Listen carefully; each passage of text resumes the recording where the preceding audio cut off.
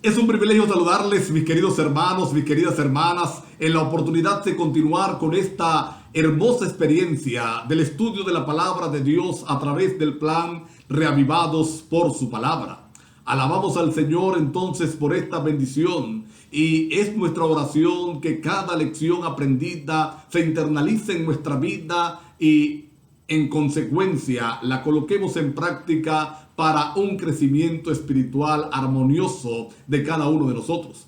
Hoy estamos llegando al capítulo número 10 del Evangelio según San Marcos y varias cosas vamos a resaltar de este capítulo.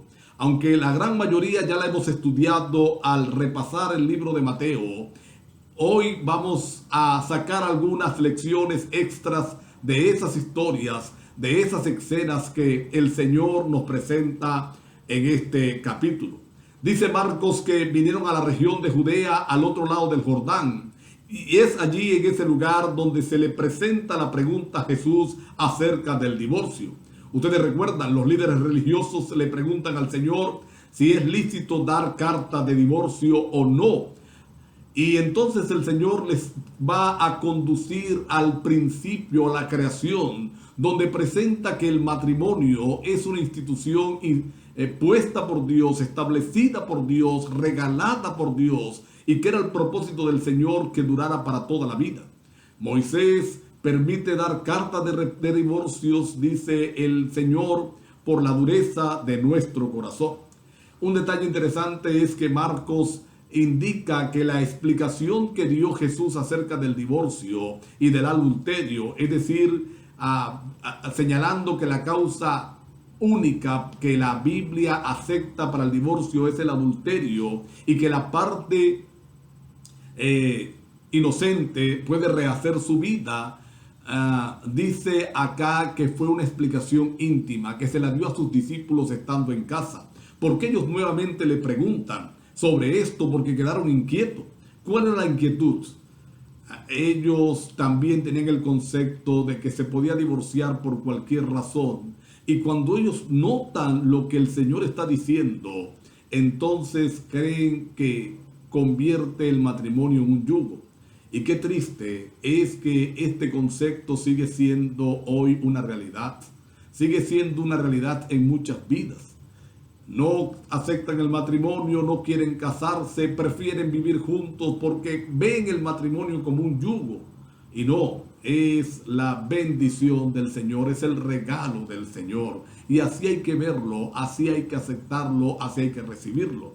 Así que a los discípulos Él les va a decir: el que se divorcia por alguna razón que no es el adulterio y se casa, adultera, y si alguien se casa con la divorciada, también va a adulterar, dando a entender que la única razón para el divorcio entonces es el adulterio. Sin embargo, como siempre decimos, también está abierta la oportunidad del perdón, de la redención y de la continuidad de ese matrimonio. Y bendito sea el Señor porque ese milagro ocurre y es mucho mejor perdón que un divorcio. Vamos a encontrar también en este capítulo la bendición de los niños. Las madres traen a los niños, los discípulos les reprenden porque piensan que Jesús tiene cosas más importantes que hacer, pero Él reprende a sus discípulos: dejad a los niños venir a mí, los tales es el reino de los cielos. Y entonces dice la palabra de Dios que bendice a los niños. Y aquí hay una lección interesante. Ya lo dije cuando estudiamos Mateo, pero voy a resaltarla porque creo que es necesario volverla a decir. Muchas veces a los niños los tratamos en la iglesia como la quinta rueda del coche. Es decir, no le damos la importancia que ellos merecen. No los tratamos como ellos merecen. Yo aprendí desde muy joven en este ministerio, y cada vez que estoy en la puerta saludando y pasa un niño, trato de agacharme a su altura, de saludarle, de estrechar su mano como estoy saludando al resto de la hermandad, para que ellos también se sientan parte importante de la congregación, para que ellos sientan que son amados en la congregación. Dejad a los niños venir al Señor. Y padres, muchas veces nosotros impedimos que nuestros hijos vengan al Señor con nuestro comportamiento, con nuestras acciones, con la forma en que tratamos a la iglesia, en la forma como somos indolentes o indiferentes con las cosas del Señor, con el culto diario, eso hace que nuestros hijos no quieran amar al Señor. Vamos a encontrar en este capítulo también la historia del joven rico, aquel joven que se le acercó a Jesús diciéndole: Señor, ¿qué debo hacer para ser salvo? Jesús dirige su mirada a los mandamientos y el joven declara que él los ha guardado todos desde su niñez, que es especialista en guardar mandamientos. Y me llama la atención el comentario que hace Marcos, lo que resalta Marcos. Marcos dice que Jesús le amó. Bendito sea el Señor. Y es que Jesús ama a cada ser humano de forma extraordinaria y de forma personal. Ama a cada ser humano como si fuera la única criatura que existiera en esta tierra. Hoy, en medio de las dificultades, de los problemas que estás enfrentando, recuerda que Jesús te ama y que tiene control y Él desea lo mejor para ti. Así que Él le dice al joven rico: una cosa te falta, vende lo que tienes, dalo a los pobres, sígueme. El Señor no estaba hablando en contra de las riquezas. El Señor era mostrando la falla, donde estaba el problema del joven rico, y era en su avaricia y en su egoísmo. Es verdad que guardaba todos los mandamientos, pero no guardaba el principio de los mandamientos, que no es otra cosa que el amor, y no amaba a la humanidad. Eso es lo que el Señor le está señalando. Luego, cuando el joven rico se va triste, el Señor expresa cuán difícil es que un rico se salve. Y esto asombra a los discípulos y hacen una pregunta: ¿y entonces quién va a ser salvo? Porque para ellos la riqueza era sinónimo de bendición de Dios y la pobreza sinónimo de maldición. Así que si un rico que era bendecido por Dios según ellos no se salvaba, ¿quién podría ser salvo? Dicen los discípulos. Y tienen razón en la pregunta, en el concepto que ellos manejaban. Pero el Señor está hablando del corazón. Ahora, no es que la riqueza sea mala. No es que automáticamente un rico se va a perder. Es que el problema es que el rico tiende a creer en su riqueza y ampararse en su riqueza para su protección. Si hay enfermedad, ahí hay plata. Si hay esto, ahí hay plata. Si hay esto, tengo estos recursos. Pero te voy a decir algo. También los pobres pueden afanarse tanto por conseguir riquezas, por conseguir comodidades de esta vida, que perderse. Así que el problema es un detalle de corazón. Debemos relacionarnos con Dios, independientemente cuál sea nuestro estatus social. Relacionarnos con Dios es lo único que nos va a traer salvación. Ahí encontramos la pregunta de Pedro: ¿qué obtendremos? Hemos dejado todo por ti.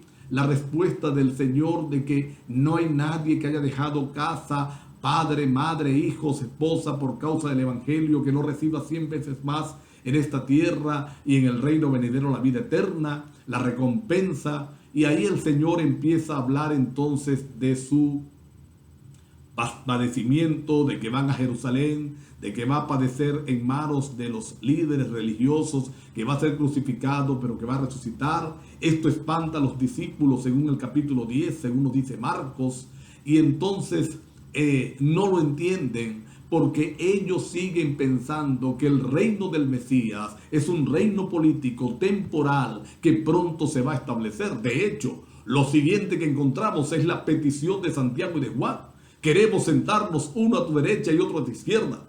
Recuerde que Mateo completa el cuadro indicándonos que la mamá estaba allí, que fue la que inició la conversación, que fue la que condujo a esta conversación.